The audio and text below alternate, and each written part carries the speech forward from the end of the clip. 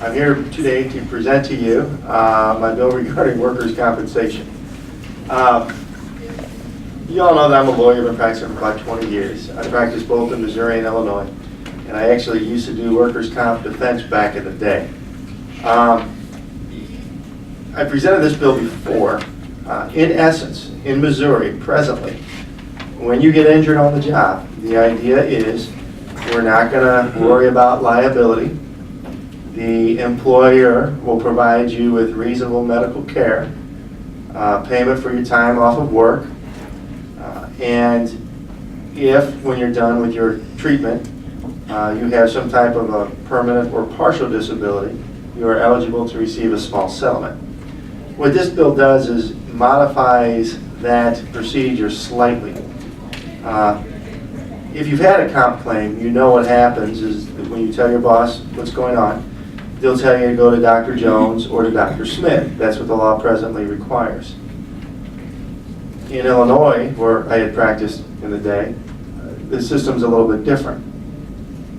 You as the injured employee can see your own doctor, your family doctor, your treating physician, and as long as you stay within a chain of referral that your family practitioner or your private doctor refers you to, then that is the treatment that you will receive. And my experience, Mr. Chairman, has been that the system we have here in Missouri where the employer selects the doctor that you're going to see has led to not necessarily a perception, but in some cases, I would dare say a reality of, okay, I get it, that doctor has the workers' comp insurance contract worth about $2 million. I'm getting in, I'm getting out. I know I walked in with my head cut off and it's underneath my arm and I said I got hurt on the job, but he's saying it's a pre-existing injury or all I need is a shot of tramadol and I'm done. Can I go see my own doctor? No, you can't. I've had a long, rough week from last week, and what I'm really tired of is everyone in this building and the press talking about insurance rates and how concerned we are about them. Yeah, we should be concerned about them. Yeah, we need to make sure they're reasonable. Yeah, we don't want to drive people out of business. But daggone it, in a system of workers' compensation, where an individual gives up his or her right to sue somebody for liability, I'd like to make sure that they at least have the perception of getting some type of medical care and treatment that they have a little bit of faith in. Now, is there a possibility that the big bad plaintiffs bar going to get a hold of somebody and say, oh, go see our doctor, go see our doctor? Yeah, there is. But my experience has been, again, at least in my practice in another state, when somebody gets hurt and they tell their boss they're hurt, they go see their doctor.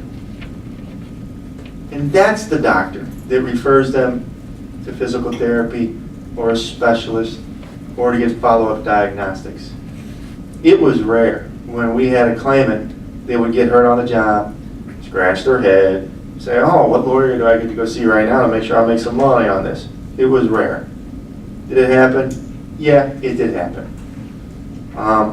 We've all been around long enough to know that the bills we present here are starting places. And this is the opportunity for us to hash out some of the potential shortcomings.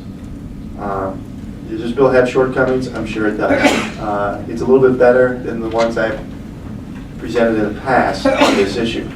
But, Mr. Chairman, this is one of those pet peeves of mine that every year I file this bill because I believe it's the right thing to do. I believe it's the right thing for us to allow injured workers to go to their own daggone doctor so that they have faith that the system is working and that they're getting proper medical treatment. If there are no further questions, I'm sure there's one or two people here to testify for and a whole bunch to testify against. But they have a little bit more experience in this than I do, because I'll be frank with you. I gave up practicing workers' comp for other reasons after tort reform. But that's another story. So if there are no questions, Mr. Speaker, thank you for allowing me this opportunity. Mr. Chairman. Thank you, Mr. Chairman, members of the committee. Sharon Jones with the Missouri Association of Trial Attorneys testifying in favor of this bill. Our members who do workers' compensation see injured people in their office every day who are just trying to get medical care and get back to work.